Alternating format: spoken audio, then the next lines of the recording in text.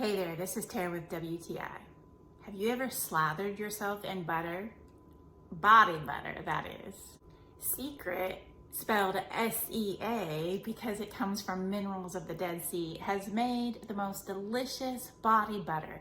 It is thick and creamy and luxurious. What I really like about this body butter is not only the light scent, but how well it soaks into your skin. Even though it is thick and creamy, when you go to rub it into your skin feels so soft, so smooth, and it really moisturizes. I even decided to massage it into my feet and give myself a pedicure, put on my nice, warm, fuzzy socks, and just let the body butter soak in. And it just made my feet feel so soft, so supple.